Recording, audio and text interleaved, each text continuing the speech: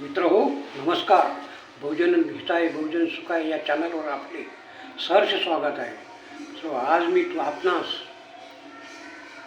काल मी आपणास नाडी परीक्षाबद्दल सांगितले. आज तुम्हास मूत्र परीक्षा कशी काय होते ते सांगणार आहोत.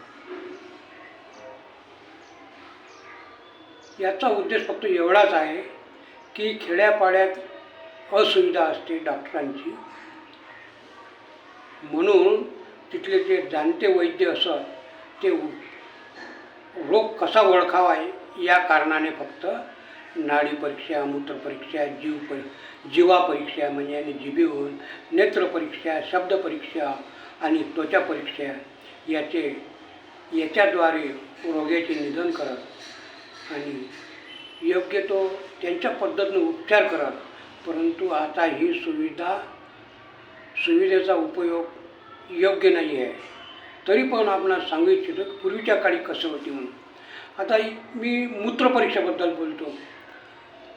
पहाटेस रोग्याची लघवी एका पात्रात घ्यावी. ते पात्र काचेचे किंवा काचेच्या धातूचे असावे.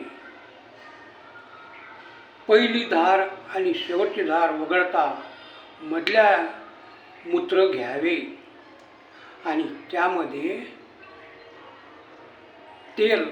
तेलाचा एक थेंब काडीच्या साहाय्याने गवताची काडी टाकावा त्याच्यात. तो थेंब जर टाकताच पसरला तर तो रोगी साध्य आहे, म्हणजे उपचारास साथ देऊ शकतो. त्याचप्रमाणे तो जर तळाशी गेला आणि काही वेळानं आला वापस आणि त्याचे जर एक बिंदूसारखा तयार झालास तर तो असाध्य समजावा.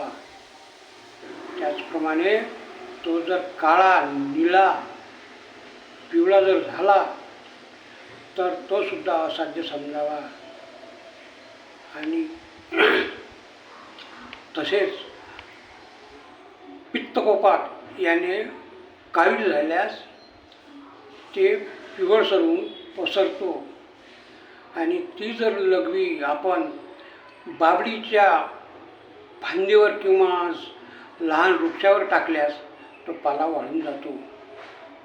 मित्रहो, ही माहिती आपणास कशी वाटली? योग्य वाटल्यास सबस्क्राईब करा आणि मित्रांना सांगा. धन्यवाद.